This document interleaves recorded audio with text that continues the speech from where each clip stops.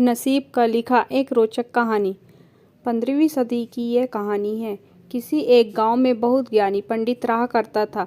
पंडित आजू बाजू के सारे ही गांवों में बहुत प्रख्यात था और इसी वजह से धनवान भी। पंडित का परिवार ज़्यादा बड़ा नहीं था। पंडित अपनी पत्नी के साथ अपने बहुत बड़े घर में अकेला रहता था, क्योंकि पंडित का कोई बेटा ना था और एक ही बेटी थी, जिसका विवाह पास के गांव वाले एक श्रीमंत लड़के से हो चुका था। पंडित ने शादी से पहले अपने होने वाले दामाद की अच्छे से जांच पड़ताल की थी और अपनी बेटी का भविष्य भी ठीक से पढ़ा था। तब जाकर उसने बेटी की शादी की थी। लेकिन चंद सालों में ही पंडित का दामाद बुरी आदतों के चुंगल में फंस गया। जुआ और शराब की बुरी लत ने उन्हें सड़क पर लाकर रख दिया था। अपने बेटे की ऐसी दुर्दशा देखकर पंडित की पत्नी काफ़ी दुखी होती थी और अक्सर पंडित को कहा करती थी, तुम जाकर उनकी मदद कराओ। पंडित हमेशा अपनी बीवी को यह कहकर उनकी मदद करने के लिए मना कर देता था कि अभी कुछ समय तक उनका बुरा वक्त चलना है। हम चाहे कितनी ही कोशिश कर ले, जो उनके नसीब में नहीं है वह उन्हें नहीं मिल पाएगा।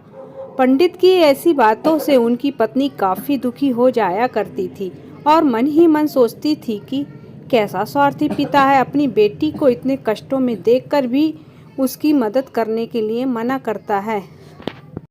आखिर भगवान ने जो इतना सारा धन धान्य दिया है उसका क्या करेंगे?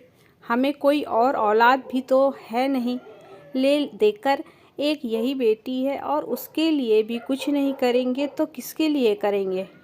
पंडित ऐसा नहीं सोचता था।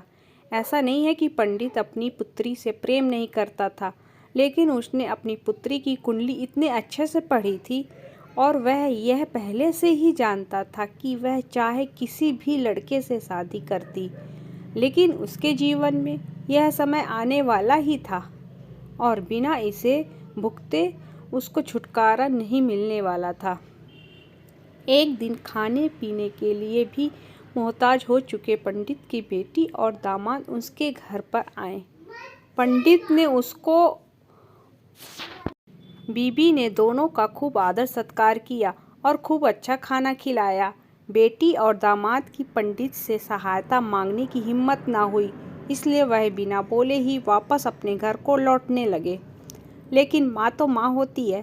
पंडिताइन से रहा नहीं गया और बिना पंडित की इजाज़त के उसने चोरी छुपे बूंदी के लड्डू बनाकर उसमें सोने के सिक्के रख दिए और बेटी और दामाद को दे दिए, ताकि बेटी और दामाद की कुछ आर्थिक सहायता हो सके।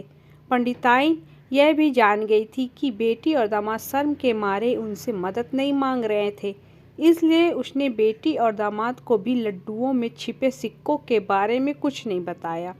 जाहिर सी बात है कि जब वो लोग घर पर जाकर लड्डू खाएंगे तो उन्हें उसमें सोने के सिक्के मिल जाएंगे। इस तरह बिना उनके मांगे ही उन तक मदद पहुंच जाएगी। सोचकर पंडिताइन मन ही मन अपनी बेटी की मदद करने के लिए खुश होने लगी। पंडित के दामाद और बेटी उन दोनों का आशीर्वाद लेकर अपने घर के तरफ रवाना हो गए। उन दिनों गाड़ियां तो होती नहीं थी, घोड़ा गाड़ी या बैलगाड़ियां चलती थी। पैसे ना होते तो और चीज़ों की लेन देन से भी व्यवहार होता था। बेटी और दामाद का गांव पंडित के घर से कोसों दूर था, फिर भी पैसों की कमी के चलते वह चलकर अपने गांव की तरफ निकल पड़े। थोड़े दूर ही चले थे कि पंडित की बेटी के पैर में मोच आ गई और अब उसको चलना भी मुश्किल हो गया। पंडित के दामाद ने जब देखा कि उसकी बीवी अब बिल्कुल चलने में सक्षम नहीं है, तो उसने एक तांगा अपने घर तक किराए पर ले लिया।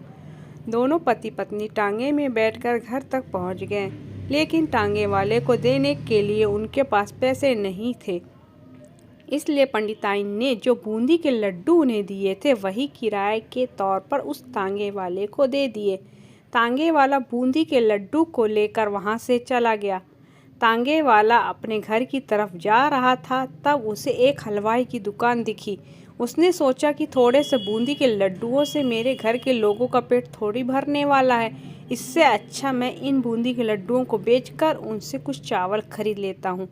तांगे वाले ने बूंदी के लड्डू हलवाई को बेच दिए, जिस गांव में वह हलवाई रहता था उसी गांव में एक आदमी ने अपने घर पर पूजा रखी थी और उसी पंडित को उस पूजा के लिए बुलवाया था।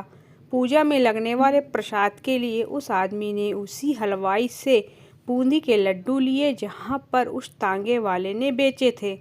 हलवाई ने भी उस आदमी को तांगे वाले से खरीदे हुए लड्डू ही पहले दिए ताकि वह खराब ना हो जाएं, क्योंकि वह नहीं जानता था यह लड्डू कब बने हैं। पूजा खत्म होने पर दक्षिणा और बूंदी के लड्डू लेकर जब पंडित अपने घर आया और खाना खाने बैठा तो प्रसाद में लाए बूंदी के लड्डू खाते वक्त लड्डू से सोने का सिक्का निकला। इस घटना को देखकर पंडिताइन की आंखों से आंसू बहने लगे। पंडित ने जब पंडिताइन से उसके रोने का कारण पूछा तो पंडिताइन ने पंडित को सब कुछ बताया और पंडित से उनकी बातों पर भरोसा न करने के लिए माफ़ी मांगी। पंडित ने पंडिताइन के आंसू पोंछे और कहा कि तुम्हारी तरह मैं भी हमारी बेटी को बहुत प्रेम करता हूँ, लेकिन अगर हम उसकी अब मदद करते हैं तो दामाद हमसे हमेशा ऐसे ही मदद की अपेक्षा रखेगा और बुरी आदतों को कभी नहीं छोड़ेगा। पंडिताइन भी अब पंडित की बातों से सहमत हो गई। 2-3 महीने बीत गए। पंडित के दामाद और बेटी फिर से एक बार उसके घर आए और इस बार उनकी परिस्थिति पहले से बेहतर थी, क्योंकि पिछली बार खाली हाथ जाने के बाद दामाद ने नया काम शुरू किया था और अपनी सारी बुरी आदतें भी छोड़ दी थीं। दोस्तों, नसीब का लिखा नहीं बदलता। यह कहानी आपको कैसी लगी? क्या आप भी नसीब पर भरोसा रखते हैं या फिर आप उन लोगों में से हैं जो अपना नसीब खुद अपने हाथों से लिखना चाहते हैं?